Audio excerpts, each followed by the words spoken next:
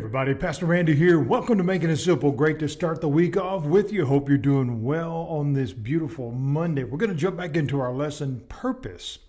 We've been looking at the understanding that Jesus said very, very clearly, you are the light of the world.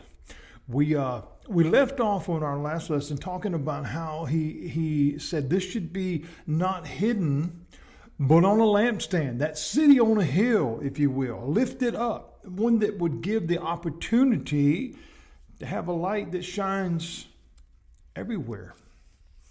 Why does that matter?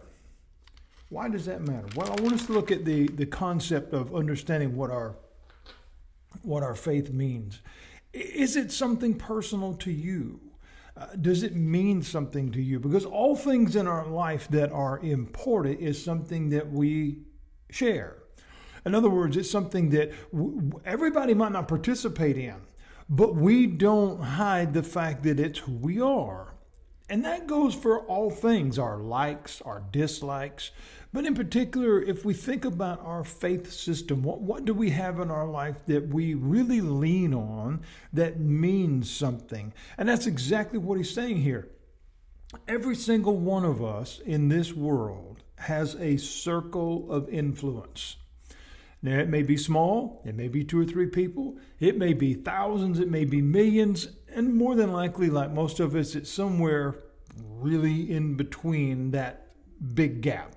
But regardless of the number, it really has nothing to do with the number. It's the fact that we have a circle of influence. In other words, somebody somewhere watches you. Somebody somewhere listens to you. Maybe it's just your children. Maybe it's your coworkers. It's neither here nor there as to who it is or any of that, as much as here's the question. Jesus says, I am the light of the world. The challenge that I have, the question I have to ask myself is, do I let that light shine? And in particular, as this passage gives us direction and clarity, do I let it shine that everyone in my house can see, or just some? That's important.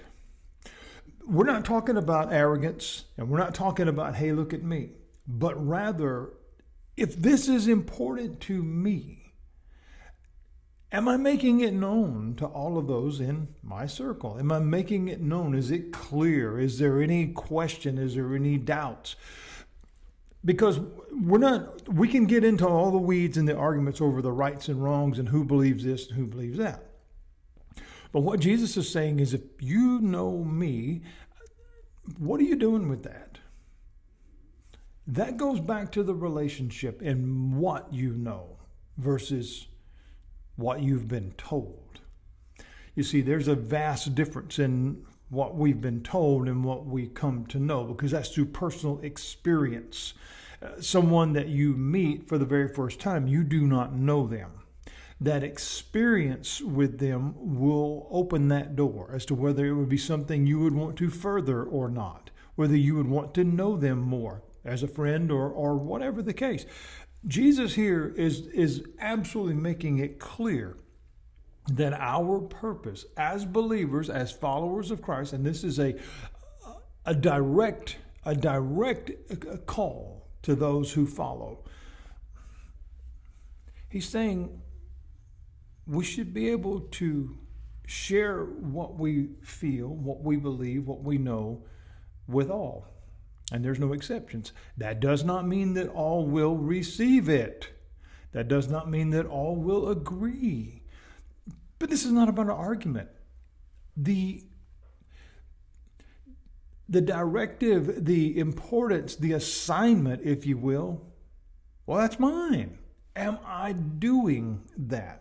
Because if we think about it in this line of thought, verses further, in verse 16, we see the word let. Now that word's important. Little words that we use all the time, sometimes we don't give them the weight that they really deserve. Because here it says let. This is willingness. If I let something happen, I allowed it. There's a personal component in that. And this is what Jesus said. He said, this is a call to every single one of us. This is the assigning the assignment, if you will, the commission, if you will. He said, let your light.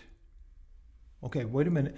Let your light. That is a possessive statement. Your light. How do we know that? Because we have to go back to the beginning of this lesson in verse 14. You are the light of the world. So you have it.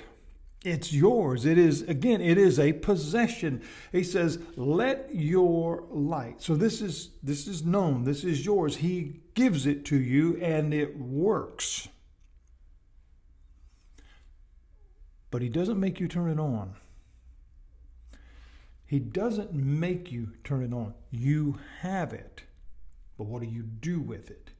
Think of it as a gift. When someone gives you a gift today, a hat, a coat, a shirt, it doesn't matter what it is, food.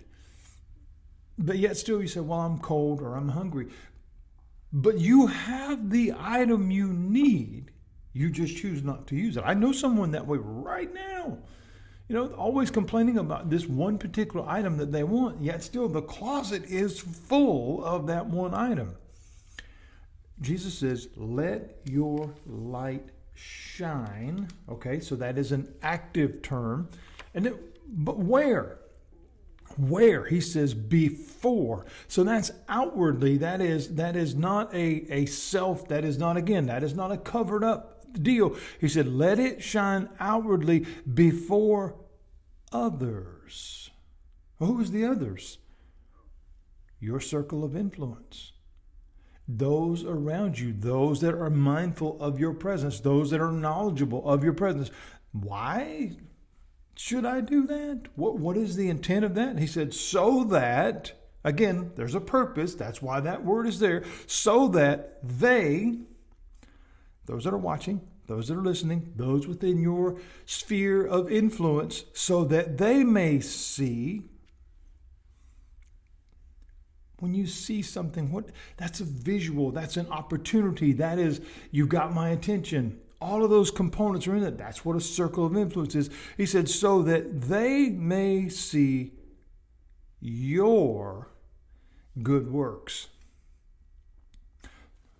Wait a minute. So you're saying, Pastor, that what I do, it really does matter? Absolutely. Why? Because we're not talking about, hey, look at me, but rather he's saying so that they may see what you're doing. Why does that matter? Why is that important? You have to go back to the beginning. Because you are the light of the world. Oh, wow. That's huge. Think about it, friends. If you refuse to shine your light, it remains dark in your part. That's serious. We have a responsibility. This is one of the things that frustrates me so greatly about all this ministry stuff that's so readily available now online. And again, yes, okay, does that sound hypocritical? Well, you're one of them too. No, well, yes and no. Okay, I'm of no influence whatsoever because I'm not a known figure. But it's never about me. I don't want it about me. I make it very known, even within my church circle. Don't put my name on nothing because it's not about me. I'm simply a messenger. This is not Pastor Andy Ministries or so-and-so. My name's on nothing and I don't want it on anything. I just saw something this past weekend and someone standing in front of a television camera and they're telling people the most important thing they can do in their walk is send money to their ministry. Really? According to Jesus, it's let your light shine before others. There's a big difference in that. If I refuse to let that light shine, then I'm allowing darkness to remain in my circle of influence. So one would say, well, wow, we really do have a purpose then, don't we? Yeah, we do. And it's a big one, a really big one. Friends, as I wrap this up today, my heart is very, very simple when it comes to ministry. I just want to encourage. I do. I want to encourage. I want to challenge. I want to make us think. I want us to draw closer to Christ. That's it. That's it. Nothing else. I don't have any other agenda, because to me, there's not one, because that's exactly what Jesus did. I just came to seek and save the lost, came to tell you the truth, and do with it what you will. To me, that's not negative. That's not down anybody's throat. That's not religious. That's not anything. That's the purity of heart. And that is exactly what we do when we let our light shine before others. You got a purpose. I've got a purpose. Let's go live it out. We'll be back tomorrow for the next part of this lesson. God bless you. Have a great day.